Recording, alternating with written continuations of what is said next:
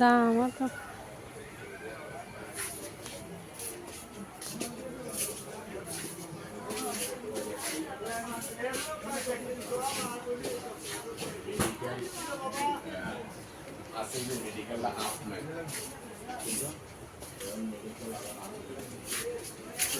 আসসালামু আলাইকুম রহমতুল্লাহ।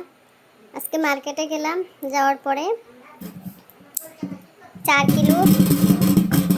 কিলো চাউল রান্না করা যাবে একটা পাতিল কিনলাম। 1000 টাকা নিয়েছে। আর কিনেছি 2টা ঝাঁকা,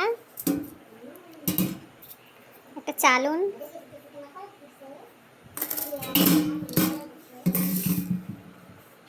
আর হলো প্লাস্টিকের একটা ঝাঁকা।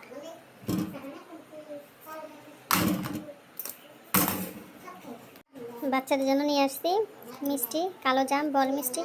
বাচ্চারা এগুলো খেতে খুবই পছন্দ করে।